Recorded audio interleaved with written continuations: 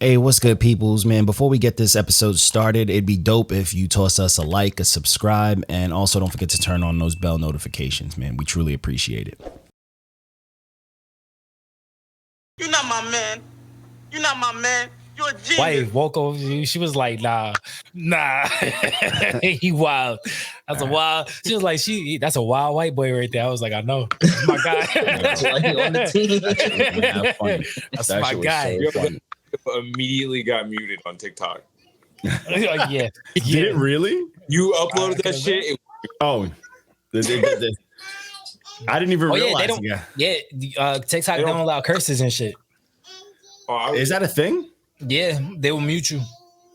I did not know that. I think you're you're allowed like one curse word. That's why a bunch of the what's it, the fake rapper ones didn't happen, like because of that. Yeah, you're only allowed, I think, like one curse word per 60 seconds. So the good thing is it's a curse word capita.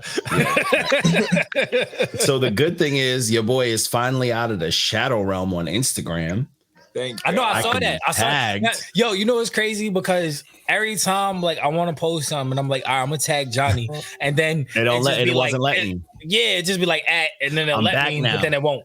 I'm back now. So what's crazy is I realized it because a bunch of people were messaging me like, "Oh man, why'd you stop posting stories?" I'm like, "I never stopped," and they're like, "Yeah, it hasn't been popping up." And then I looked at my story recap, and I'm like, "All right, now I got like." Usually my average is like 400 or 500 people watch my story and I always see their numbers. But then when I got shadow banned, it was like 30, 70, 60. And I'm like, that's crazy. Instagram's doing me dirty right now. So then when my homeboy was like, oh, yo, you posting stories? And I'm like, yo, I never stopped. I looked at it and I was like, oh, I'm back. That's crazy.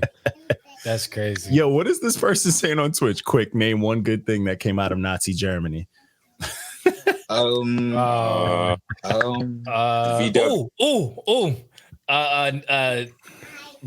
Cold War. Because if it wasn't for the Cold War, then we wouldn't have like, yeah, man, technology, bro. Yo, think about it, though. Think about it, though, because right after World War II was the Cold War, and if it wasn't, and a lot of the scientists were Nazi scientists, and we was like scrambling to grab up all the, yeah, bro. And then you know what I'm saying, and then we put a monkey on the moon. Come on, bro, like. Come on. We got NASA. Jesus Christ. Yeah, that's what I'm saying. Like, come on, man. He said Fanta and VW Bell. Jesus Christ. I said VW. WDM-40? No? Duct tape. Yo, facts. Gorilla Glue? What's a Gorilla Glue, girl? Can we get like a Gorilla Glue endorsement or some shit? Yo, facts. Can we do that? First question. Any how you be like get any endorsement? Yo, that's a fucking fact. Any endorsement. Any endorsement. I'm just gonna zoom in on that. Right? Man. Just any endorsement. I bet you really pulled it up right when you said it too. You was like, yeah, any endorsement. Any endorsement. Any endorsement. You know what I'm saying? Just any, any endorsement. Yeah, why he spell like that? He said mustard gas. Yes, mustard gas as well. Terrible. What's the stuff that's in debatable on the good thing? Very debatable. Can we name like good things that for businesses? Mustard gas, because was it fluoride and mustard gas, and they didn't have any other place to store it, so they start putting it in toothpaste. I can name one good thing about Nazi Germany. Saving Private Ryan. Or Saving Ryan's Private Parts. Either which one you go. Spielberg, because we get that rendition in the movies. Yes, that is a terrible thing. Like, yo, man, I'm sorry for your family and losses, but yo, yeah, right. Like, I'm so sorry for the traumas your family went through, but that movie was the bomb. Maybe a little crazy. That movie is like my favorite war movie of all time. Oh no, yeah, it's one of the. Yo, you know what's crazy about that movie? That is like stupid impressive to me. A lot, like how much of it was CG, was like computer animated. Yeah, because it all looks real. It does. Yo, that's the first war movie I've ever seen my dad cry at. Dude, chaos. Yeah, I got a funny story before we get started about that movie. So in high school, I had a criminal justice teacher who was the man. He like fought in wars. He was nuts. He was like just a crazy, like, hoo-ah, one of those jarhead type dudes. He So we had for literally damn near the whole school year. He's like, it was like early in the year. Oh, we're gonna watch Saving Private Ryan, and he kept playing the beginning. And every day he come into class like, "What were we up to?" And we're like, "Oh, that scene." We watched the beginning of this movie for damn near the whole year, and we loved it because the beginning of the movie is the best the beginning part, of the movie. bro. Well, I wouldn't say it's like it's the second best. The second, the first best to me is the sniper. Oh, when Vin Diesel dies. No, not well.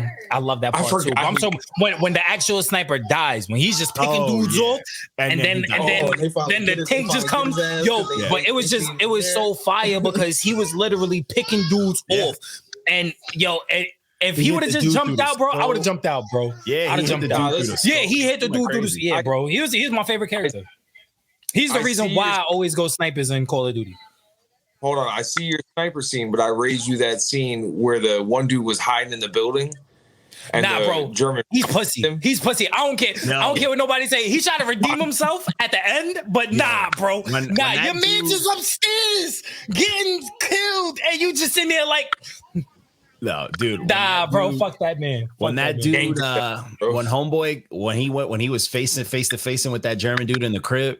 And homeboy stabbed him mad slowly and quiet and was like, shh. That's what he was talking about. That's what Woko was talking about. And the dude was downstairs. Nigga was on the stairs. And he even jumped when the dude was walking past him. He was coming down the stairs. Nigga was like, nah, I ain't gonna kill you, bro. You pussy. Like, scary.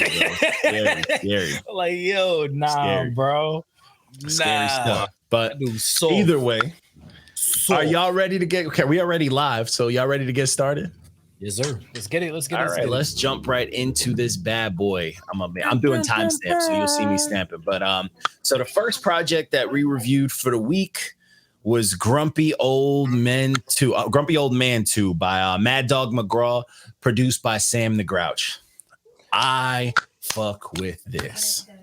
I like the first one better. Angry. No, I think this one's better. Really? I think this one was way cleaner, and I think this one had the more. This one had the more like. The first one was dope, but it was very serious compared to this. And this one had. I mean, you could tell he had more fun. He had more fun with this one. And I think I like the serious song. I like the Dark Knight. I like the Dark Knight vibe of the first one. You know what I'm saying? I feel like the seriousness with this dude kind of puts him in that rappity rap box where his flow is kind of the same, but him having fun kind of gives you the illusion that he's doing other things when he's really still doing the same flow. Right. So it gave me that like bit of contrast and stuff that I like. But I mean, I get it. Like they're not far apart. You know what I'm saying? I'm not saying this one is like ages ahead, but I fuck with the angry fucking, old man, like fuck these young rappers. Like that fucking song about him just hating that dude. Like if you died, I'd laugh at you. That whole shit had me dying. Like the hooks had me fucking cracking up, bro. And he kept getting mad petty, bro. Like this is the get off my lawn of raps. That's mine. Yeah. That's Walco's cup of tea. And then what's crazy though that I really fucked with this project is the fact that after all the different flavors on hating on the new dudes and shitting on millennials and like the Krampus song where he's like, I'm here to fuck up your Christmas shit. He had that one dead serious song about how if his relative, how he should have died instead. And I'm like, bro, this shit just got dark. Nah, yeah, I think that was my favorite song on. It was fire, project. Bro. That shit was. It was fire, bro. It was wild. But this whole album remind me of that Dave Chappelle skit, the haters color. He's like, I hate all of you broke motherfuckers. Yeah. I hate you. I don't even know you, and I hate your guts. Like, but there's gotta be an ulterior motive behind it. There's gotta be some type of backstory or origin to it. Like, and like you said, he has that one serious song. Yeah. That kind of just brings it all together. It kind of explains like this. It shows his real. That song was like a lot of his realness, like why he thinks a lot of the rap now is fabricated and stuff. It definitely brings it all together. I mean, he ain't heard me yet, but but he does go through what kind of new age rappers. He wasn't on like every new age rapper, but he's, which I fuck with it, and I just think like. In a world where no matter what you say now, everyone's like, oh, you're a hater, to just go off and full blown hate and say petty shit. Like, I hate everything about you. Like, I hope you die. And like, I'm here for it. Like, we need more of that negativity because everybody's soft. But I fucked with this project. I think we all collectively could be like, all right, this was solid. It was solid. It was solid. Old man raps. I'm not mad at the rating. Facts. All right, fair. So this next one was Healer by Casket D. I fucked with this one. Yeah. This was raps. Yeah. He came in nothing hot. but punches, nothing but bro. And like I like the thing about this project that was fucking like I'm very into. Usually when you have someone who's like on some like spiritual, I'm making a change in my life type shit, it gets very, very preachy. Yeah. He did not. He was just like, yo, I'm trying to make shit right, but I'm out here in this fucked up world. Like I'm here. You know what I'm saying? And he was punching and he was talking about the streets and he wasn't preaching to nobody. He was just like, I'm going to do good. If you want to keep being fucked up, just know I'm not here. I will fuck you up type shit. And it was like, it was aggressive, bro. But it had like, it was serious preach. It was someone praying, even though their situation ain't dope. Yo, who is Deanna Renee? That's all I want to know. That's all I want to know. Nah, she gave me goosebumps, bro. Yo, yeah. She gave me goosebumps. Yo, some of the features on here was really going crazy. Some of them I wasn't fully into, but like some of them was snapping. Like, this was dope. But honestly, he was the show. Like Casket D was the main event. Yeah. And he held his own. I feel like the beginning of the project started off way more fire than the rest of it. But it still was dope. It's just he started it off fucking, like the bar was up here. Like in my head, the way it started, I was like, this is a 9 off rip if he keeps it up like this easily. And he went crazy, but you know, it went up and down. But I feel like maybe 2 or 3 songs could have got taken off of this to really make it hit harder. Yeah, always.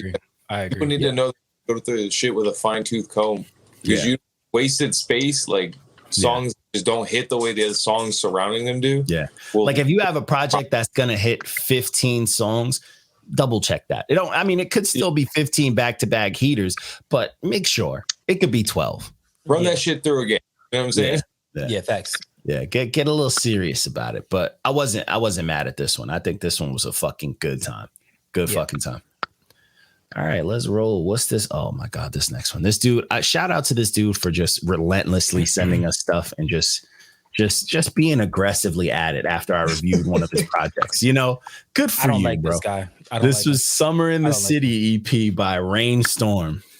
This album, I think he was a little bit too fair for him. I think you gave him some brownie points. Yeah, because this shit was mids. You know what it was? Mids. You know what? And I'll keep it a whole buck. I completely forgot what he sounded like on this project. So if I was gonna give someone a bad rating, I didn't want to give it to the wrong person. Oh my God. It got to a point where I didn't know whose voice was whose. And I was just like, I don't know what I'm listening to anymore.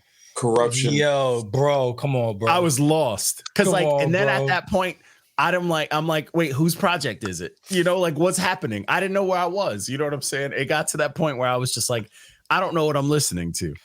And then I couldn't tell the features from like, you know, I was confused. I'll put it like that, man. I was dazed and confused.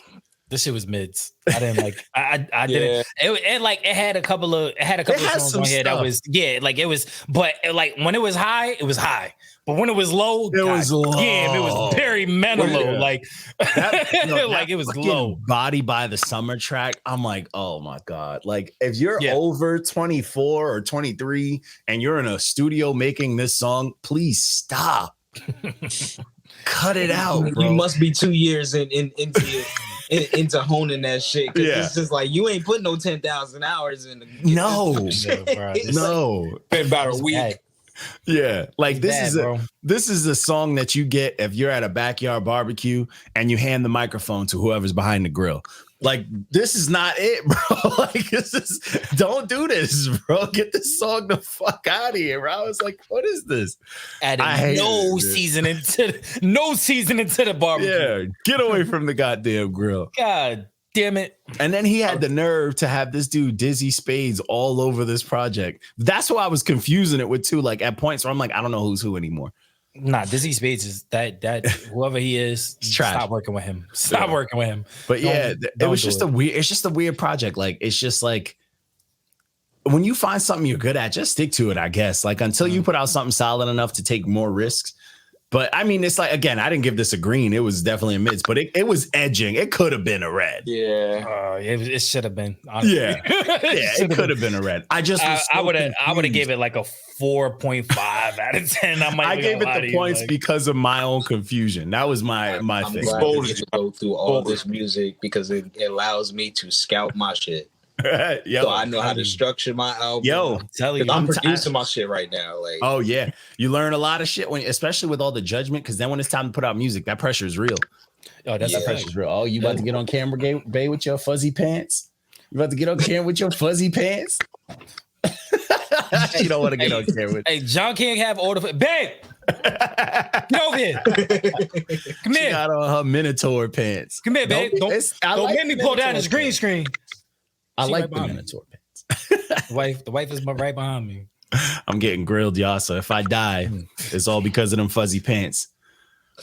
Lou's just, what's he doing? He's getting rid of the greasy.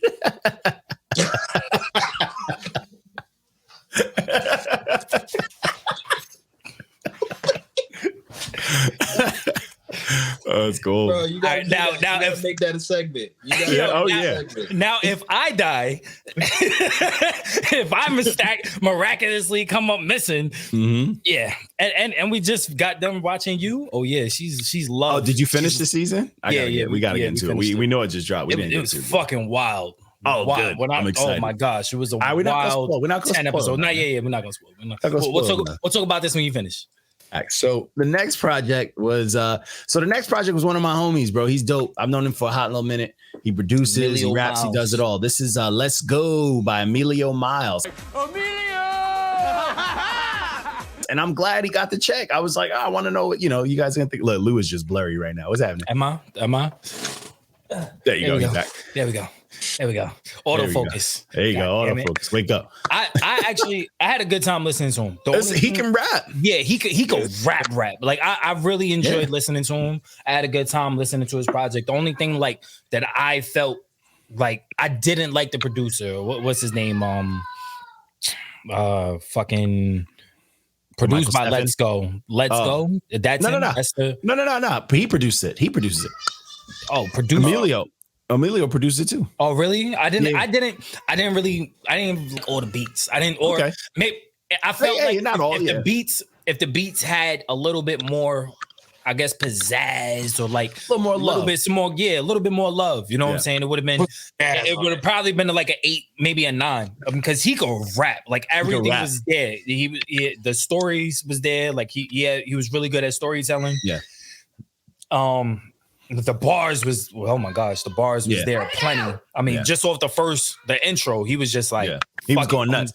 Yeah, I'm a fan too. I think he got a dope rap voice. He could definitely rap. And his production, I do agree. I don't think it's whack, but I think it does need a little work because I feel like a lot of love. You know what it is? I feel like when you're, because he's been doing a lot of TikToks and shit like that. I feel like when you're stuck in like producer land and you make so many beats, and if you're not necessarily selling them all and doing all sorts of stuff, and you're just like, oh, I guess I got to rap now, you kind of just grab whatever like came to you at the time, but you don't really bedazzle it after. You know what I'm saying? You make a batch of beats, and then eventually, if you don't get rid of them, you rap to them, but you don't hook them up when you rap to them because you're just like, fuck it, I finished it mad long ago. I don't even know what my inspiration for this beat is, and it needs that kick.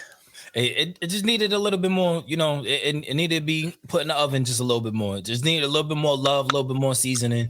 But other than that, I mean, the bars was there, man. The content was there. He could spit, man. I definitely gonna look forward to seeing what more he got in store. Yeah. Honestly, like listening to this and thinking of that, I was like, shit, I have so many beats that I was like, I'm going to start rapping on. So I'm just like, you know what? Let me, I might have to bedazzle them before. I'm not going to just be lazy and just rap on it. Yeah, you just get the stems out. Get the stems out, put a little saxophone on it. It's in the MPC. You don't have to do much. You just got to think for a few minutes. What else could I add to this? That's it. Don't do too much. Don't do too little, You don't want to go over the top and overproduce it, but you know what I'm saying? You just want to go on in, just throw a little bit of, what's Salt Bay? You know what I'm saying? Oh, just a little bit. A little bit of that. Yeah. Nah, but this was solid. I fucked with this. I think, I rock with this. I feel like this, even hearing us, say this shit about it, will give them a little bit of motivation to be like, all right, let me come correct. I mean, and even like the features that was on there, like he outshined his feet. Like, and what I said on the review, I said it's rare that a artist could outdo a beat. You know what I'm saying? It's like he was like, over rapping the shit out of these beats. It's rare that it's usually the beat is out beating the rapper. Yeah, it's fucking them up. Yeah. So I mean, man, give me some dope ass beats with some dope seasoning and everything you brought here, and I'm good. That's an easy 9. Stop selling your best beats. Keep them shits. Facts. What did Kanye say? Sometimes you gotta get high on your own supply. Yeah, not wrong. Yeah, that's what I do. I'm mad selfish with my favorite beats. I'm mad selfish. I'll show people my like best beats and then be like, oh yeah, that's not for sale. Or like, no, that's mine. Just to flex, so they could be like, damn, and then I'll be like, all right, I know it's hot. Like, this not for you. You can't hear it no more. No more. You don't get my shit. Not everybody. I just be like, yo, if I know you dope as hell at rapping and you like writing, I'm like, you gonna fuck with this shit. But if you none of that, I'm like, nah, you good. Yeah. Oh yeah. If they're not like dope rap, I'm not showing them the good stash. I'm showing them anything, honestly. Don't waste my time with that. Yeah. I'm done trying to develop rappers. I ain't no A&R. Like, yo, that's a tough world to get into too. Trying to like get your beats. Honestly, I can honestly say I've sold some beats to rappers that like broke my heart. Like they'll hit me up like, you know what I'm saying? They'll be like, yo, did you hear the song? And I'll be like, yes. That's the worst. Hearing something that you put your heart and soul into just get butchered. But that's like raising a cow from a calf, bro, and then watching somebody cook the steak so effortlessly, like, bro, just I fucking flipped. So I was having like I had like just a random YouTube month where I was just sampling the weirdest shit, and I found this like Afghani chant that just sounded crazy to me. So I fucking flipped it.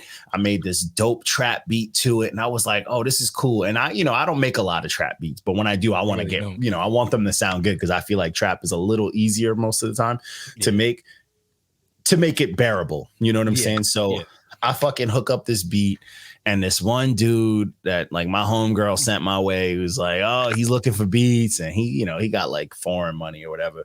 And he's like, yeah, let me hear it. And I sent it to him, and I regret it because he loved it immediately. And then he sent me like a rough recorded on like a microphone, like a telephone, his fucking phone speaker. No. And I'm like, oh boy. And then when he was like, no, I'm going to get it recorded in the studio. Bro, whatever studio it was like his. That. And then we could talk. Bro, then we could talk. The studio version he sent me sounded like you put effects on the phone fucking microphone. Bro, it was crazy, bro. I hated it. And he was rapping about some bullshit, bro. He was rapping about it was something, and I was like saying it to myself so much because I was so heartbroken, but I was singing the hook because it was so bad. But it was something about helicopters, bro. It was terrible. I'm like, bro, you probably never been on a helicopter. I hated it, man. I was mad as hell. You remember the first time you heard Time Away, right? When I sent you it. Oh yeah. You know how long that song took? 15 minutes. Literally, that song is complete but see, hell. The best ones will take that, like when you really like, that's what it is. If I'm making a beat and I'm taking longer than a day, it's not gonna be good. But if I cook up something in like 15, 20 minutes and I was fully motivated, it's dope as shit. My only issue is gonna be mixing it after, because that to me is the longest part. I saved that for dead last. But I don't know how people mix while they're making the beat. If you're going into basically what I'm saying, if you're going into the studio, don't go in there just like blank minded. Oh my God. I'm gonna see what the studio gives me. And I sent it to him. Like I sent it to him. Like, bro, the song is yours. It's in your email. You have time.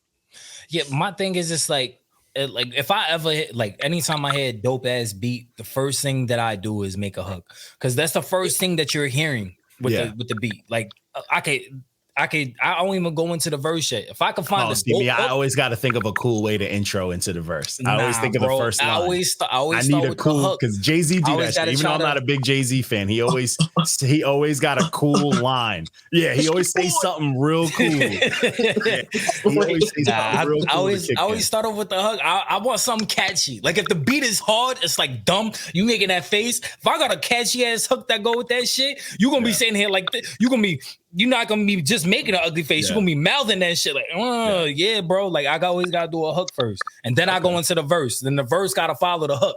Now I gotta say some dope shit that go with the hook. You know, so that's fair. It's got to be a dope intro. Like the intro will lead the rest of the song, depending on that first line, because that first line kicking is what people gonna want to listen. But if you got a dope hook too, I mean, that's the shit that gets stuck in your head. So I get it.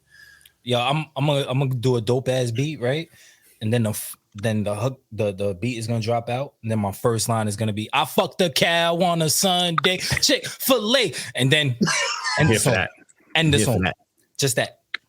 I mean, it's got to be done. It's got Hoopity scoop. Hoopity scoop. Yo, that ass, John. If you ever send me a really dope ass beat, bro, I'm fucking that shit up. I'm fucking it up. I'm sending the Woko first. Like, yo, bro, how mad is John gonna be? When I first started rapping, I used to do that shit to people, so I'm not even mad. I used to be like, yo, my fucking turn time's like 20 minutes, and then I'll send them back some bullshit. But by the time they listen to it, I'd have the regular verse done and send it after. But I'd be like, yo, Pete. Yo, you know, it's funny because John is he's executive producing my album right now. I'm about to redo my whole entire album and just come up with mad bullshit. Just so you can be mad, like, yo, bro, this is not what you originally sent me. This is the mix and master. I'd be fucking pissed. Yeah, I'm doing it. I'd be so pissed. I'm doing it. I'm posting it live. Please do. Yo, actually, that's a good idea. After this, I'm gonna send you a beat. Bro. Yeah, I'm telling you, I'm gonna fuck it up. I'm gonna send it.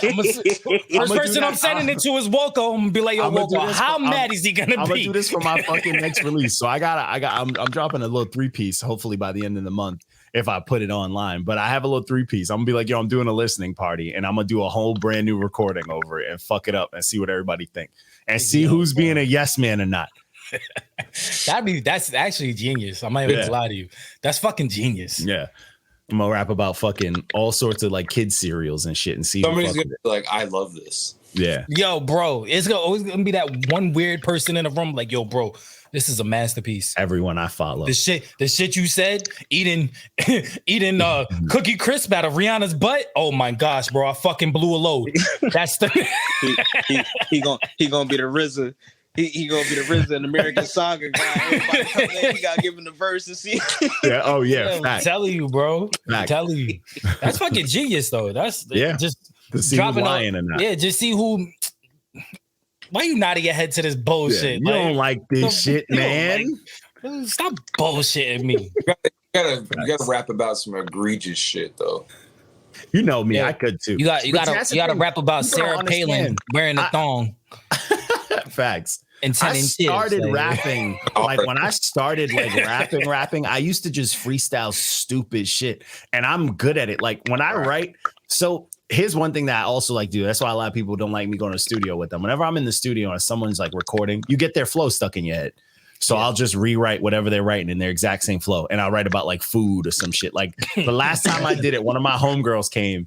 And she was like doing this whole rap, talking about something. And I wrote a whole verse in her flow, exact flow about pizza. And when she recorded her verse, I recorded my verse right after her and sent it to her. She was like, what the fuck is this? I'm like, yo, I do this shit like it's almost like unconscious. Because it's like, yo, what the fuck? Why not? You know? I got I would have been so I'd have been so pissed off if Johnny sent me some real fucked up shit for New Brighton Drive-By Part 2. Like, it's just been the whole time. I'm mad I didn't send you something. You should have. I would have, yo, bro, I would have left. I'd be like, yo, fuck Nacho Manz. I'm upset. I'm upset. I gave you such a good verse too. Nah, yo, bro, like, that verse is so fucking fire. I felt that beat's fire because like I told the master version. I already mastered it. I haven't sent it to you yet, but yeah, we didn't have enough room for your verse, so I had to cut it. Nice. That's my energy, bro. You know how mad I'll be if somebody just cut me off there. Chris Brown, where's Kanye? Yeah, Chris Brown. Yeah. I'll be all over Twitter like Soulja Boy, my nigga. Like fuck that shit. Soulja Boy's a fucking mess. Like Drake. I promise you, legend. All right, so the next project after that, the next project was Oside Vibez by Annimeanz. Shout out to Elderhead Annimeanz. Is that how you say it? Annimeanz? Yeah. Yo, this whole time I was saying Annimeanz. That ass. I didn't know it was Annimeanz. Yo, bro, that ass. Yo, is that not like blast? No, Blessed? No, it's literally spelled the way it reads. Annimeanz. All right, bro. Whatever. Okay, I'm the dumb one. I'm gonna be real. Whatever. First time I seen Blast name, I was like, Blixt. Oh, that's me. Yeah, that's me. Blixt. Same with Black, bro. I kept calling him Six Like. And I thought it was Blessed. I thought last name was Blessed. Yeah, I thought it was Blessed. The whole time I thought it was Blessed. Yeah, thought I figured this shit out. That's a fact. Same with Black, bro. Yo, everywhere I went to see this nigga in concert, bro. He opened up for fucking Chris Brown during the Heartbreak on the Full Moon tour. And I went there. I was like, they was like, yo, who's opening up? I was like, oh, her and Six Like. He was like, who the fuck is Six Like? Nigga, Six Like. What's crazy is I still call him Six Like too. Like I know it's supposed to be Black, but I still call him Six Like. Yo, bro, nah, I was dead ass, bro. I really thought it was Six Like. Like I was dead ass, like nah, bro, Six Like, bro. That nigga's fine. Yo, Atlanta nigga, you know, Six Like, yeah, that's singing motherfucker. He be singing in the city, you know, kind of like Bryson Tiller, but not. I mean, Six Like, you know what I'm saying? Like, I rock. He grew on to me because he's such a plain artist, but he just doesn't do. He doesn't do what he does wrong. Yo, he's so ordinary that he's dope. Yeah, he just does the same shit, and it's cool. But it's like it's not like he's great. He never flexes. He doesn't break his butt. He on a good team though. He on a good marketing team. They know to just get him good songs, good production. He's on every feature. Yeah. On like great he's never. The thing about his team is definitely great because he's never featuring on projects that are bust. He's featuring on great like musical projects. I fuck with it. But so this is Oside Vibez by Annimeanz. By any means necessary. And this is fire. I mean, this is like that West Coast shit, but that's dope. Like this is that cold street shit, but it's not like bam, bam, bam, bam. You know that shit that don't say that out loud. Reckless is watching. It's not that reckless shit. Hey man. That shit is wild. I see. There's certain things I do like the old school G funk, but like that whole the Bay Area kind of went crazy. I don't like it's too much. But you know what it is? It's like why does every single song have to sound like I gotta be on a low rider to understand? Yeah, like you know what I'm saying? Like I don't drink Colt 45s. I don't own that many pairs of khakis, bro, or Chucks. At all, bro. Like I just wore Dickies since elementary school, and I was husky. Nigga, that was the only reason. Yeah, bro. I'm a father, bro. I can't wear white tees in peace, bro. Like this shit is crazy, bro. Like this shit makes no sense. Facts though. I don't know about tees, bro. I got more kids than both of y'all combined. You have and I wear white tees religiously. Oh, that's crazy. No, yo, bro, you got a discount. Bro. I don't, bro. You know what's crazy? I'm the only one in my house that can actually wear white and never get a stain on it. Without ask my wife, babe, who's the only person in this house that doesn't stain their white shirts? Yeah, exactly. Me.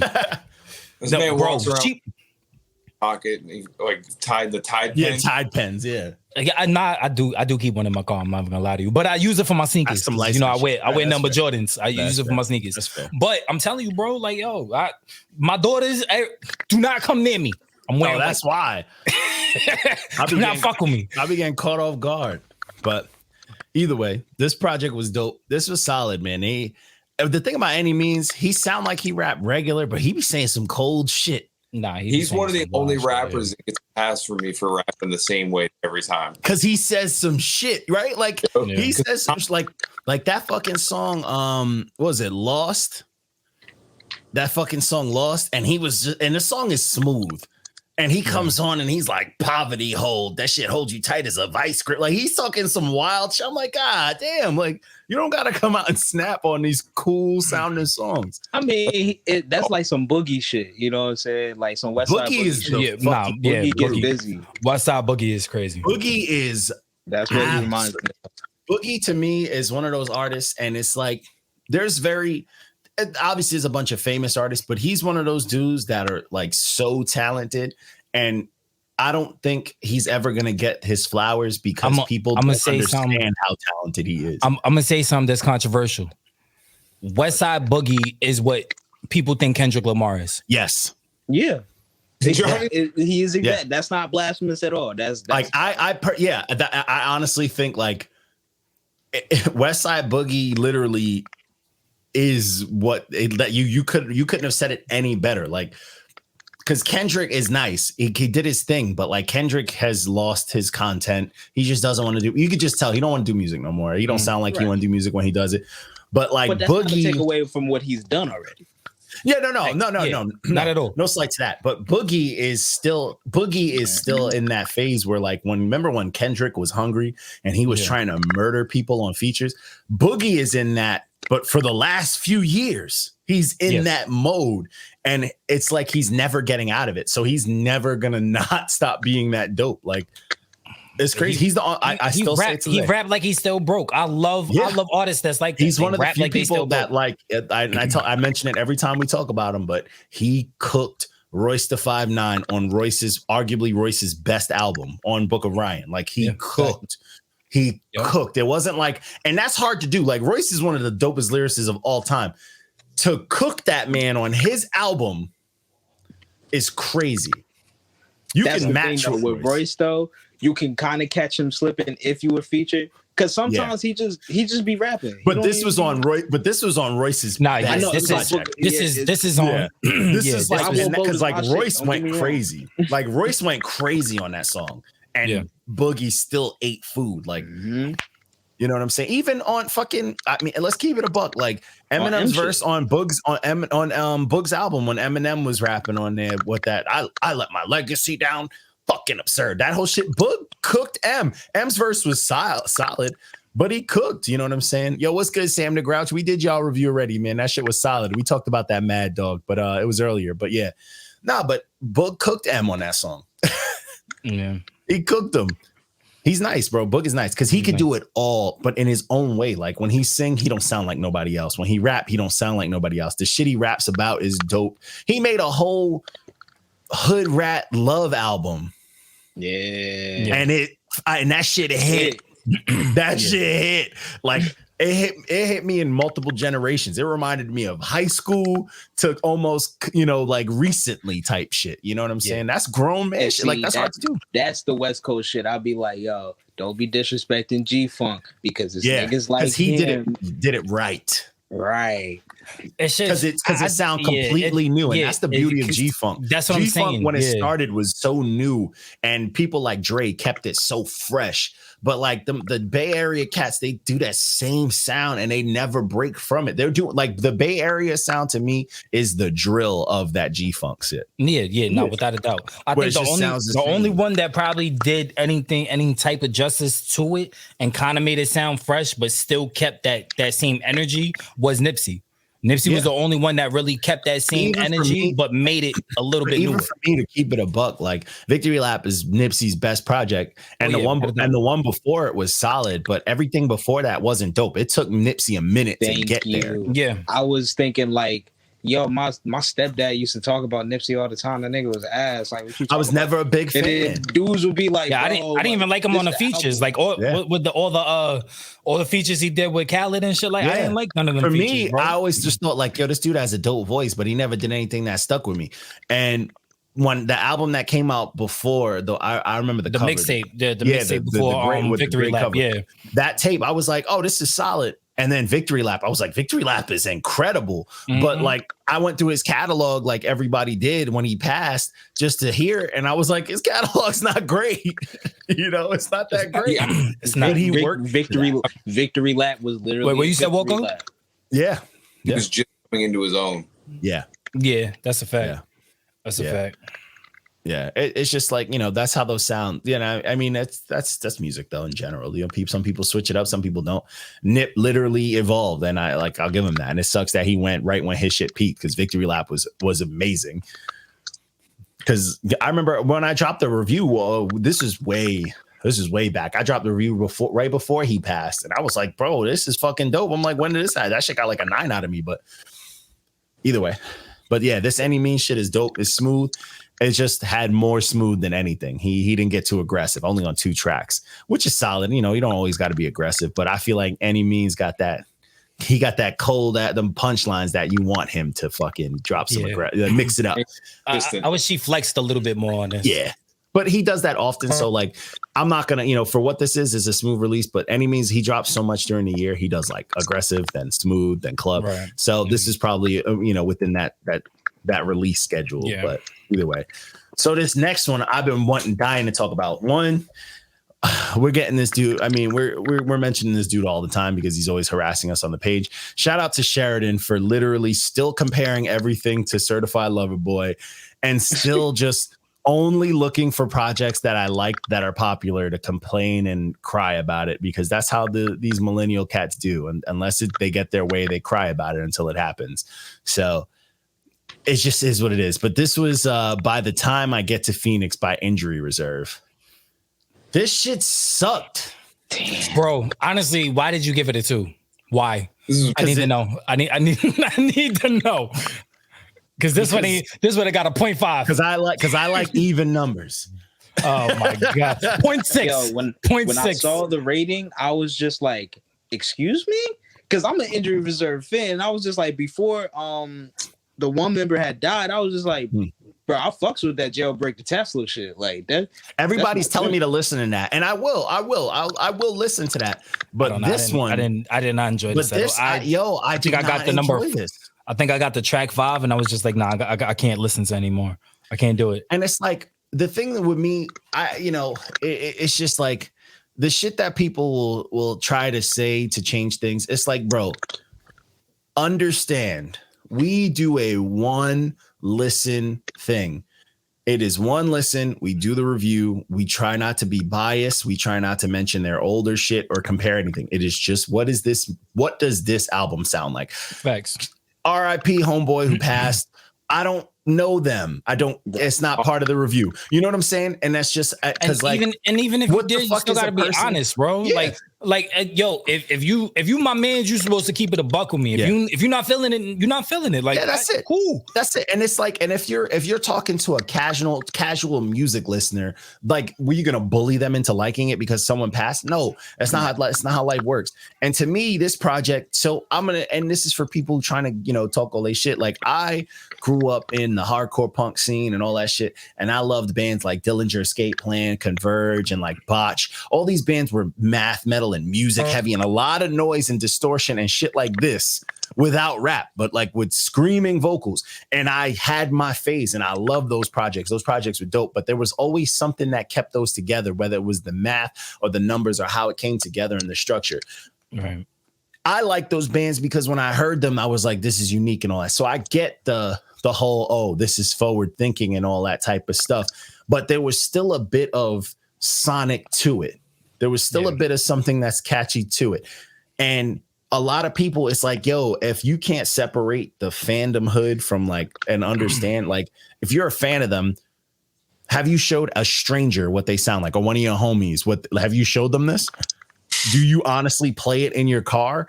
Because if you can't wholeheartedly say yes, then like, you're a fan, and that's okay. You can be a fan. You know what I'm saying? Yeah. But like, you don't have to force this shit on people. Like, I did not like this. This shit was noisy. And then when he did rap, it wasn't like it was game changer. It was whack. And then what made it worse for me is after I dropped my review and people would give me a hard time, then I'm like, let me see what these people, and I see all these Fantano. Oh, I give it a 9. And Fantano had an interview with them and all this. They're buddies and friends.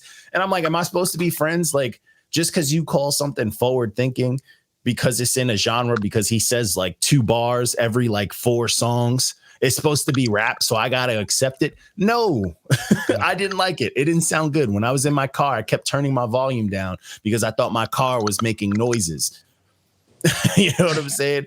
I was like, what's happening, bro? And I couldn't rock with this. But yo, go ahead, Trip. You tell me, as you're a fan, tell me what you thought of this project. I mean, it just wasn't anything. It wasn't anything new that I didn't expect from them, but it's like you said, it's just like not really pushing anything forward that we didn't know that that a fan didn't know you were capable of. Yeah. Not that you didn't know they were capable of, but knowing that a fan wouldn't know, like, bro, you would have been done that. And honestly, it's just like, nigga, you should just be a solo artist. You shouldn't even be putting out music as injury reserve right now. Honestly, out of respect. Like, because honestly, like, that would show more growth. Now, if you did this under your own name, honestly, that probably would have made the project a little bit more. Would have made more sense to that the brand, Yeah. I mean, honestly, it was confusing for me. Like, I cracked a joke talking about like, oh, you know, picking random effects and filters, because obviously we're going to say funny shit. But honestly, that's how it sounds when I'm like running music and I'm like, oh, let's try some effects out. And I just let it loop and you play shit. It's like they recorded that. And I get it. And then one thing that pissed me off, this dude Sheridan's like, oh, let me read the quote. Hold on. Yeah, I was just reading this shit. First of all, crying. When he said coming back, because I'm listening to that album, really can't believe you gave it a 2. So it's like one, it gets better every time. Like, first of all, as a reviewer, we only listen to it once. That's one. So one, he was begging for he's the only reason we review this, because he kept saying, oh, let's hear the review. And he was like, oh, I think it was like a 7. And we're like, okay. And then I listened to it. I'm like, well, I hated this. Oh, you hated this, but it was better than Certified Lover Boy. And then he goes, it wasn't. Then he goes, oh, I came back to listen to it. That's 1. You came back to listen to it. That's not what we do. 2. And then he says something crazy. Yo, bro, he said first time listening is a 7 minimum from a pure music theory standpoint. Yes. It's a masterpiece. Now, the fuck is a pure? First of all, I need his definition of pure music theory. Now, this is the thing. No, now, fuck is pure music theory. Pure music theory. It's like, bro, please, this is my argument to that. If you cannot post your masters in music theory, you're wrong. But if you do post your masters in music theory, you're still wrong, because that's not what the fuck a casual listener does here. That's a fact. And that's how we do these reviews. We do it 50% casual listen, because it's only a one-time unbiased listen, and 50%, hey, we're artists. Yeah. So we know how to pick better than anybody that's just a fan. That's it. Sorry to say, if you're just a fan, you have not put in the 10,000 hours. You have not put in the work. You have no tenure here. It's like, we're not reviewing it for engineers. We're not doing reviews for engineers. And we're going to be like, the levels on this album are fantastic. And the honestly, is great. And we're not doing it because we really want to. It's not. We're not looking. It's not like we go into this shit looking. I mean, sometimes we do look forward. Yeah, but to I'm not always looking. But it's not. Yeah, it's not like we're going into it like I'm ready to hate. Yeah, like get the fuck out of here. And it's like, I did this because everybody was talking about it. Fantano's giving shit a 9 and all stuff. So I'm like, oh, maybe this can be dope. And I hated it. And it's not just me. Like, even while I was listening to it. So I started the review because I couldn't finish it in one shot while I was driving back from Canada. And my girl's just like, what the fuck is this? That's a casual listener. You know what I'm saying? That's a casual listener. First of all, anytime a female, not a man, not anybody, not a casual listener. Anytime a female says, "What the fuck is this?" Because females, by sheer numbers, they are the ones that actually buy music. Yeah, they buy music. They're the ones that go to the concerts. They're the ones that want backstage passes. They're the ones that buy into what we're selling them. Right? From a female standpoint, if a female ever says, "What the fuck is this?" and you're the artist, ooh, yeah, that's bad. Yep. That's fucking horrible. And then what made this even worse, he transferred from other reviews just to hate on only popular reviews that I did. No, but what's his problem with Drake? Was it I'm gonna tell you his problem. He's not gonna admit because I need to know what's the problem with Drake. I'm gonna tell you his problem. Because everything is always compared to CLB. He completely hates CLB because he hated the fact that I liked it over Donda. When we don't compare projects, even though I liked it over Donda. I liked it over Donda. Crazy. I liked it over Donda. This is why. Sheridan, I know Sheridan. I'm calling you out. I expect to come. I'm gonna clip this. I'm gonna put a timestamp so he knows when I'm gonna clip this bad boy. And let's invite him to the show just so we can rag on him. We've had him on here before. We've been the reason why Sheridan hates Drake so much is because Sheridan pulls a lot of influences from Drake. Because Sheridan makes great music, and a lot of his music sounds Drake-ish. That's why. He hates his father. So it's the pot calling the kettle black. He hates his dad. He hates his dad because he's showing him. So one of his moms was one of the pregnant emojis. It makes sense now. It makes fucking sense. Yeah, but that's what Daddy's home. Yeah.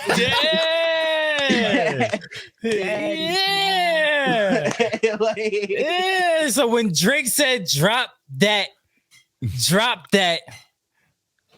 he was talking about Sheridan. Oh, okay. No, I'm telling you, that's what it is. Because Sheridan makes like real smooth music. It has a nice pop influence. It's dope, but there's Drake influences. We know it, and he hates it. Like, listen, I had my time. I had my phase where I hated Drake too. He not the only one, but then I learned to appreciate him like Kobe because there was a time I hated Kobe. I was an Iverson fan, son. So you know damn well I hated Kobe. I think I've ever hated Drake. I've hated Wale. I've hated Wale for a little bit, but now I'm back on a Wale. I'm back on a Wale. I can't say I've hated Drake, but there's been Drake moments where I'm like, there was he's put out some releases where I've just been very uninterested. It's not I don't hate the music. I hate you the are the biggest Drake stan. Oh, I am. But musically, but the corny stuff, like it's not funny. Like it be mad, like the commercials and shit. It's just mad corny. I'm like, bro, why is he so corny? Like, is this how he is in real life? Like he is wild corny. Like all the videos I see, like bro, he is wild corny. But the music is incredible, bro. I mean, you can't deny it. It's not even, to me, it's at the point where I don't even have to think like Drake's music's incredible.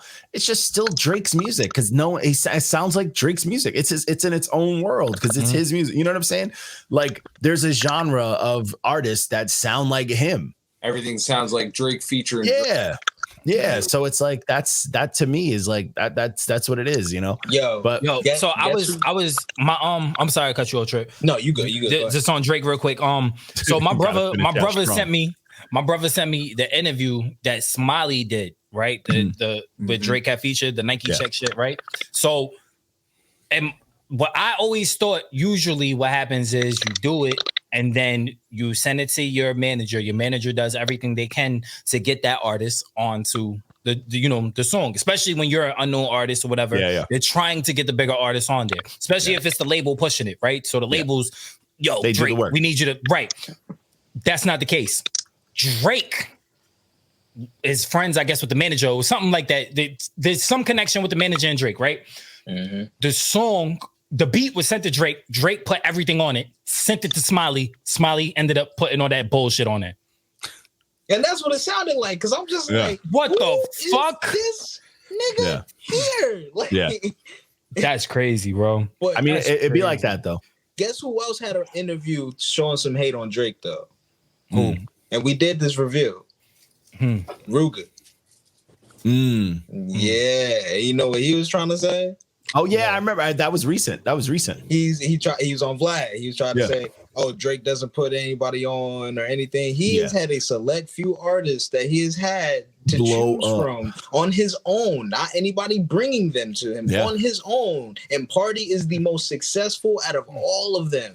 I don't count The Weeknd because they were together. You don't count. Yeah, they came up together essentially. It's not like he put Weeknd on. I mean, he kind of did. YM, just the kind of, you know what I'm saying. But I get to that point because if it wasn't for Drake, you wouldn't hear anybody. You wouldn't hear. You wouldn't even know who Nav is. Put it that way. No, you wouldn't even know who Nav is.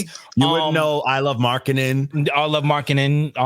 There's a bunch of people that blew up because of him. But you know what they all did that Drake never did to Wayne? They questioned him. Yeah. They questioned the hand, and he closed it. Yeah. And they all died. Exactly. That's why Drake made it, because he ain't question Wayne. Yeah. If you knew Lil Wayne is looking at you to be the next superstar. Yeah. But that's because there's always that artist voice in the back of your head that even if someone puts you on, you're like, I'm better than them. Bro, somebody put me on. You got to be humble. I'll be the happiest nigga on earth. Yeah. I mean, you can still think it when you go into the booth. But it's go like, into the booth and do it. Don't do it openly. Think of like a lot of artists are very. You know what I put? And this is a great comparison, especially for the relevancy of now. Every artist in their head is Joe Budden. Yeah, and just get that bag and fuck it up. And then they just want to get this. I made this and I did that, and it's like.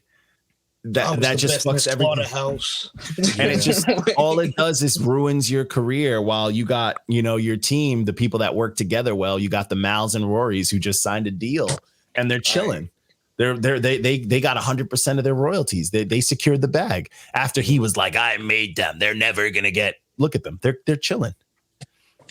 It's like, they're chilling because They work. Be humble. Just be humble, man. Eat some of that humble pie. Even and my thing is, it's like if you really honestly think that you're better than that person, show it.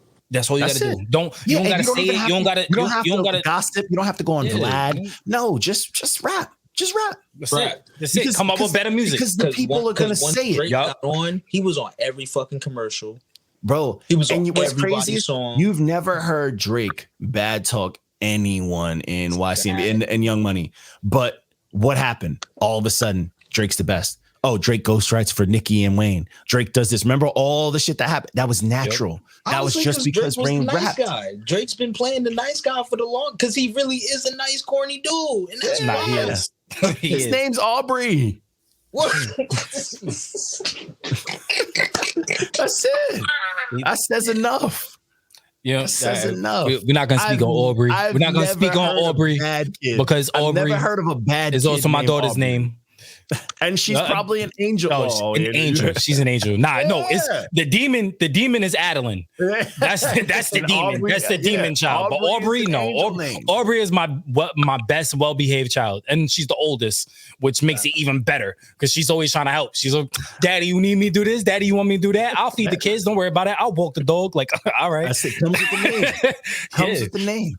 Nicest person in the world, bro. Drake does not deserve any slander. After seeing this man bring his child into the world after being accused of hiding that nigga and saying, "Oh, I'm hiding him, all right here." Crazy. I mean, he arguably said one of the best lines on that whole album. He said, "I had to fuck a lot of bitches to get a kid like this." Yeah. Woo! Cold. Woo! First of all, I would never say it because my wife would fucking kill me. But I was thinking it. Nice yeah. He's like, how many bitches? Yeah, bro. Exactly, bro. Crazy, exactly. Bro. Crazy. Exactly. Yo, you know it's real when you're watching a show with your wife and she looks at you like you did something wrong. Like, yo, I didn't do nothing. That's them. That's the TV. You can't even agree with like when someone does like I love scumbaggy shit, especially in shows. And when it happens, you're like, ha, and you get it's like wrong thing. Yeah. I'm just enjoying some entertainment. That's it. Like, just like my manliness flow. Watching this show, I was watching. No spoilers, but we was watching you, and there's like a foursome. Like they was gonna do a foursome and shit. And she looks at me and she's like, "Oh, what if?" And I'm like, "What if?" like what if? Like, what if? And then I get smacked. Then she smacked me, and I'm like, "What?" You should be like, babe, I'm talking about Marvel, babe. Marvel. Yo, that's what I'm talking about. Marvel. Yo, bro, always getting in trouble, bro. I'm always getting smacked. Hey, certified lover boy. Either way, he on his best behavior tonight. He foolish.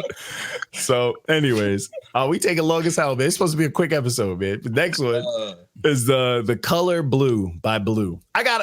People gave me a hard time for this one, talking about, oh, I know John D rated this. Of course he liked this. Am I not supposed to like raps? This was a good time, though. Am I not allowed to enjoy some proud raps? This was a real good time. This shit slapped. This shit was about black pride and blues and struggle and bars and health and wealth. This is jazz. This is jazz and rap music, bro. Like this is what rap music would sound like if it was just jazz. Yeah. Like this. Yeah, it was good. It was a good time. And not only was it fire, the theme, because his name is Blue, was everything via blues, and all the samples had something with the term blue, and he was rapping about things blue. Like the theme for 11 songs, he never let up, and he was snapping, and this shit he was giving you food and medicine. Why does that make me a bad guy for liking this? I'm supposed to like Injury Reserve. He giving credit to Speakeasy Rap. You know what I'm saying? But he was it's low-key giving the credit it deserves. I still think rapping. Still think he dropped the ball though. He should have did it like a remix of I'm Blue and da da dee da da da. Like yo, that'd be fucking. That would have been fire. If he would have snapped on that shit, that would have been fire, bro. Nah, this shit was fire, bro. I think it was like, just like I said, even no pun intended, this shit was unapologetically blue. Like this shit had dark themes. It had it was just dope. And it had like the brights. It had all the shades of blue, like just what you feel from looking at the color in song. This shit was dope. This album was what Bruce Wayne would listen to if he listened to nothing but rap. Fact. But it was crazy as this shit fit. His name is Blue. He went a full themed passion piece referencing his name. That shit's fire. It's fire, bro. I fuck with this. And I'm like, I don't understand why Sheridan and his little homeboys are like, oh, the John D would like this. What am I supposed to like? They just like to hate, bro. Like anytime they see John D, they're like, "Yo, we gotta." Like, because you notice they only comment reviews. They only comment on your reviews. They're only looking at my reviews. They don't comment on my reviews, walkover reviews, trips. Yeah. They only comment on yours. They should be hating on my reviews because I got a green stamp up for 3-piece. Honestly, I'm calling it out on this. Yo, whoever don't like this review is racist. He's rapping about proud blackness. And if you say that I'm not supposed to like this, you racist, bro. I'm pulling that card, bro. It's 2021. Okay. I respect it. I respect it. How am I? Because he's rapping over blues, black music on black music, rap and blues. You guests, and then he's rapping about blackness. And his name, not like it. And his name BLU stands for Black Lives United. Like, I mean, you hear, brother? You hear this shit? You right here. You one of them Malcolm X shit. You know what I'm saying? You know what I'm saying? Going back to Africa. Plymouth Rock ain't land on whole album. We ain't land on Plymouth Rock. Plymouth Rock landed on us. Brother. Like. That's a fucking fact. This is the shit that this music would make Walko wear Koofy everywhere he goes. Facts. I already would if I was allowed. You are allowed, bro. You're the resident black white boy in the group. You're good, bro. You're invited to the barbecue. Yeah, I can't walk. I know the nation got this in the playlist. Facts. If the nation heard this, all their bow ties would be blue by the end of the week. Bro, I'm just all of them. How the branding for everything from his name to the message to the beats, the branding is immaculate. Immaculate. He went off. It was nothing but good raps. Like I don't. Which is crazy. Like you could tell there was mad love put into every single aspect of this. And I'm not supposed to like. And you want to get mad at me over some Donda? This nigga had not a single feature on here. Donda had a billion features that he didn't even give them a tag. Come on, bro. But anyways, next project. Oh my God, this project slapped. This was Temporary Hides in the Violet Skies by Snoh Aalegra. Hold on, John. Hold on, John. Hold on. Snoh, if you're watching this, just know I will leave my wife for you. Just know. Just know. Just lose out of. I'm probably not gonna get any pussy tonight because I'm gonna be listening to you tonight. Just know, Snoh, I will remarry for you. And this was the last time we seen Lou. And then I show up in the ditch somewhere. It's all good.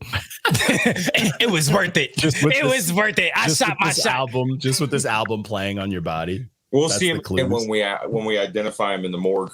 Yeah. I'm afraid to pull the screen down, honestly. It's gonna be the realest black movie ever. It's gonna start like a BET black movie. This nigga gonna be narrating his own death. I bet you're wondering why the green screen has a hole in it. Nah. It's worse. It's worse because she's full Puerto Rican, bro. It's gonna be a telenovela in this bitch. The Rome Streets, bro. It's gonna be crazy in here. Yeah. But anyway, yo, this album project is dope. Start to finish, it was just my gosh. This gave me the vibes of back in the day when like R&B albums you could listen to from front to back. Yeah, and they were just like your parents could listen to it type shit. You know what I'm saying? Yeah, she took a lot of care. Like this sounded like she was really like sitting down and really just like, nah, like let's add a little bit of sauce on here. Let's add the flavors. All the features came and showed out. Tyler, the creator. Shoot. Yeah. Tyler, the creator. Twice. James Fauntleroy. Like, yo, bro, like they twice Tyler came on here.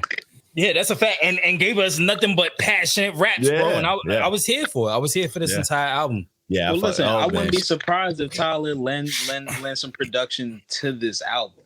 Yeah. I think he did. I think that's his artist. If I'm not mistaken. You can tell a lot of his, you can tell Tyler's production because it has a very distinct sound. This album was immaculate. This is a great time. Yeah, front to back, I enjoyed the hell out of this. This is 15 songs that I don't think any song needs to be taken off of this. At all. If anything, she could have added more and I would have probably still loved it, honestly. Yeah. There was really one song that I was like, that just personally, not even on some like whatever would have got a fire truck off of me, just off first listen. And I was like, this is it. And I bumped it like on loop. Tangerine Dream. Bro, you know what's crazy? A good time. Bro. You know what's crazy? I almost gave it bro. This was almost a 10 out of 10 because you know how much I love my R&B albums. Yeah. So I'm the resident R&B reviewer, and when it comes down to it, there was probably about 3 that I had to keep myself from giving it a fire truck, only because I'm like, I can't do it. I really, really wanted it. This almost got a 10 out of 10 out of me, bro. It's fire. Like dead ass. Like I love this entire. I still listen to this shit, bro. Yeah, it's great. You know, for me right now, as far as like just women who are killing it in the R&B game, her and Georgia Smith to me are untouchable. Don't forget Tiana Taylor, bro. She's all right. I don't think she's as good as them though. I'm not vocally, but musically, like sonically.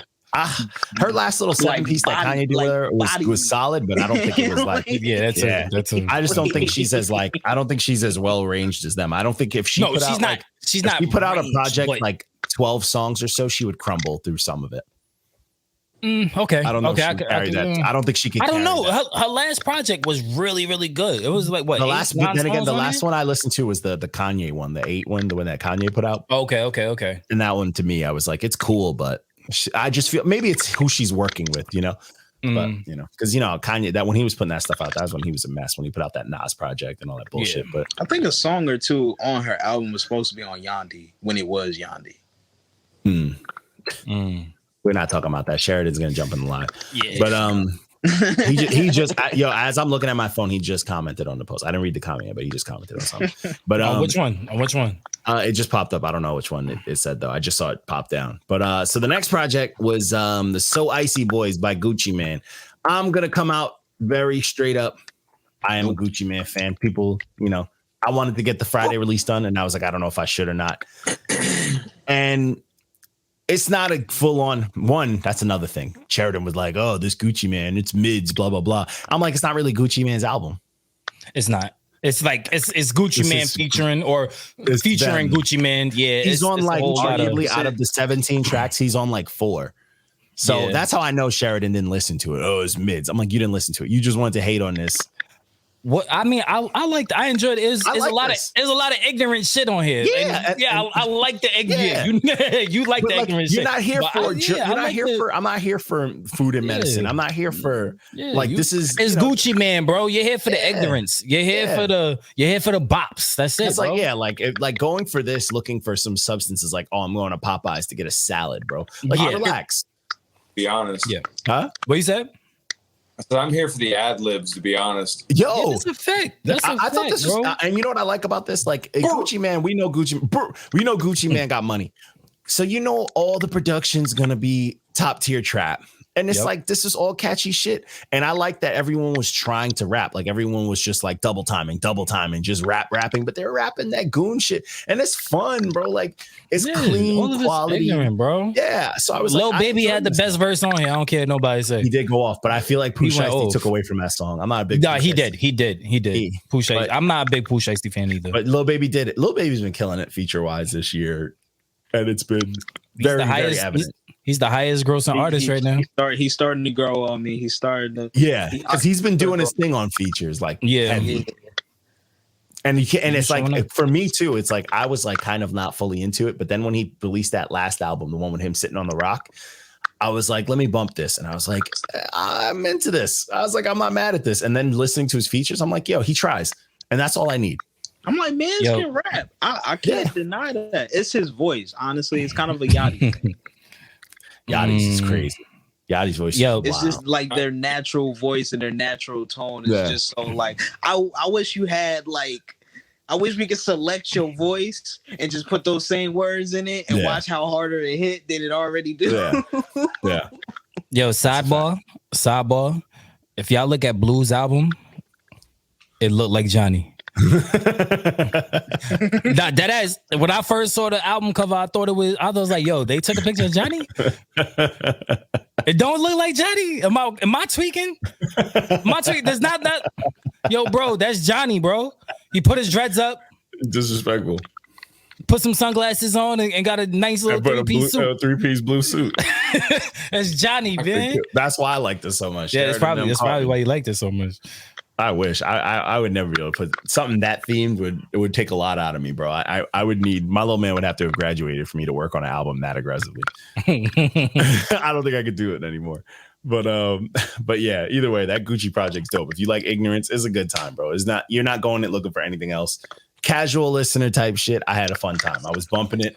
I was mad ignorant. I was having fun. Mad ignorant, man. That shit was good. It was a good time. So the next project was a quick 4-piece that dropped Friday. This was the Smoke Break EP by Problem. This is dope. Problem has always been fucking nice. Always. He's like one of the niggas from Taylor Gang. Like I really fucked with. He was the only one that I really rocked with because I'm not a big fan of Taylor Gang. He's clearly the best. Well, I mean, I like what's his face too. What's his name? Chevy. I like Chevy on certain songs. Yeah. But Problem, when Problem, I love Problem, bro. Like Problem was when he first popped up on the tapes, we was just like, yo, who is this nigga? Like, because he always made you like he was a nigga like if you was sitting back smoking, listening to Wiz, and then Problem comes on, you sit up and like, oh shit, who's this nigga? But when I heard him, I was like, wait, this the nigga that was rapping on Function. Mm-hmm. When E40 dropped that shit, I was just like, that was the first like real hit of Problem that we got, but we didn't get like the full flavor. Yeah. Yeah, Problem's always been. This 4-piece was real nice. Like I like how Snoop Dogg came, he showed his ass. Like you know what I'm saying. Like Problem's nice, bro. Yeah, Problem's nice. Problem's been he's super dope. Wait, oh yeah, no, yeah, Problem. No, what's Problem with Taylor Gang? Well, I don't know if he was in Taylor Gang, but I know he was doing mad features. That's just he was doing mad features with Taylor Gang. He came from with the fan. No, he's from Cali. He's from Cali. He came from somewhere though. Yeah, but he was doing mad shit with Wiz. But I'm not sure. I don't know if he's in the camp, but I know he was doing mad shit with him. He was with I'm trying to think of who he rapped with. I don't remember, but I feel like I think I remember him coming around. I remember YG stuff with YG and like stuff the like YG. He's from the West. Yeah. He's from the West Coast. No, but but either way, he's always been consistent and he's always been fire. Like it's undeniable. But this little 4-piece was dope as hell. Like you got it started off him like, yo, I deserve a standing ovation. Then you got the Lionel Richie song, which was smooth. Then you got the Snoop song, which had that G-Funk, the good G-Funk, fire. And then you closed out with that personal ass song with that dude Spoon on it. And I was like, this is fire, bro. Like for a 4-piece, that's all you're gonna give us, bro. I was stressed. I needed like at least 4 more tracks. Yeah. You know what I'm saying? I needed more. Yeah, this is a dope one. Like anybody. What I liked about it is like it left you wanting more, but it was also very, very satisfying. Yeah, if you loop it, you're still good. Like you're still good money. But super fucking dope, man. I enjoyed the shit out of that one. I was like, yo, this is a good fucking time. Like there's just a lot more in the way because I follow him on the gram, so it's just like it's so much more that he. That's what it sounded like that because usually when you do drop something this short and it's all fire, you're teasing. Yeah, you're getting everybody. It was Corday did that shit. Yeah. Mm-hmm. Where Corday at? He owes us a drop this year. He's dropping out. He already dropped it. Oh shit! Did it not? And I missed it. Yeah, I'll be pissed. Corday, my God, that nigga fire. Or I think he dropped a single off of this. I've seen that he dropped something. Nah, he dropped a single. Yeah, he dropped a single. Yeah, he ain't dropped the album. Lost Boy was fire. Facts. The Lost Boy started that whole Meek singing hooks shit that he is apparently stuck on now. But he killed it on the album. But you know, it is what it is. But then the last project that dropped Friday was From the Westside with Love Part 3 by Dom Kennedy. Dom Kennedy. I rock with Dom Kennedy, but I also cannot recommend Dom Kennedy to people. I'm not really a Dom Kennedy. Because he just makes the same kind of music and it never really changes. Why did he get Quentin Miller on here, bro? Well, I don't know, but I'm upset about it.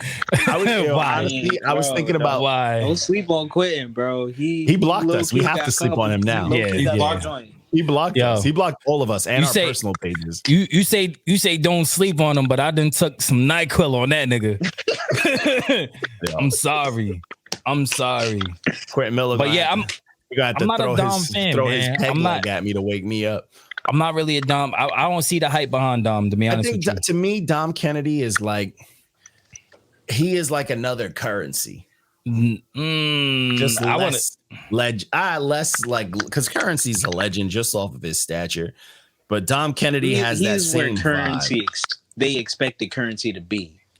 Nah, nobody expected Currency to sustain what he's done for this long. I don't know. I don't know. I'm just not a Dom Kennedy fan. I like Dom. I think I'm not like a big fan, but I think he makes solid music. But I just feel like he's kind of like Currency in the sense where he don't make nothing else but what you expect him to make.